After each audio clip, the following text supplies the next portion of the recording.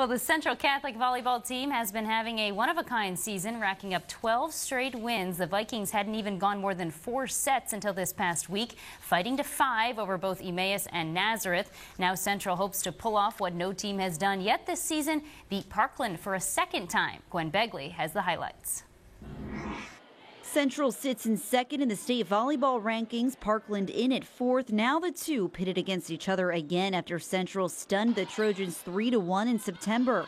That isn't going to fly this time. The first 7 points of the match belong to Parkland before it's Megan Nelson on the attack for Central's first point.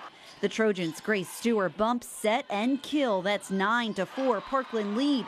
The attack continues. Brooke Kratzer to Kira Dreisbach. They take the first 25-16. Now this time it's Central who's up in the early goings. Maggie McGuire with the block. They're up 4-0. Now Parkland will come back to tie, but it's the Vikings who managed to stay one step ahead. Rachel Hess forcing that one. It's 8-7. It's the same seesaw action late into the set. This one not stopping at 25. McGuire with the kill, 24-23. Parkland ties again, but McGuire, she's just killing it in this one. She finds hardwood for the dub, 27-25. After a third set win, the Vikings have a chance to take it in 4, much like they did in their first meeting with Parkland. The Trojans don't want that happening again, up 20-14. They capitalize on the Vikings' mistakes. Grace Stewart, the junior, 18 kills and a 23-22 lead. Central ties it again. Hess with the point, then the attempted block.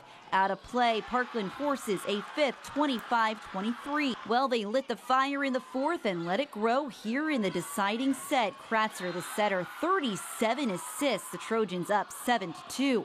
Now Central crawls back. Nelson with the kill here, but Parkland will prevail 15-9. The match is theirs with a final score 3-2. I think it came from their heart more than anything else. Central's a high standard, and if you want to have a legacy for your own, then you got to be up there with the best teams. And so they really took it a lot of pride and said we got to battle with them, and they did. And they really showed a lot of character.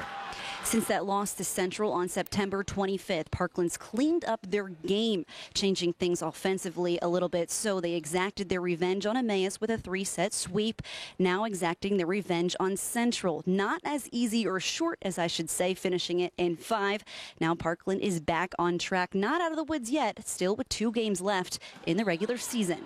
We are really left side oriented, and so what we did is we put Brooke in, and she distributes the ball a little bit more. So we have balanced. Tonight we had 3 with double figures, and another one, Kira, almost had double figures. So when you're getting double figure kills from 4 players, it really spreads the responsibilities of your opponent's defense, and we were able to do that tonight and saw that we were starting to get the ball to land on the floor. We changed the lineup, and it also just motivated us to work so much harder.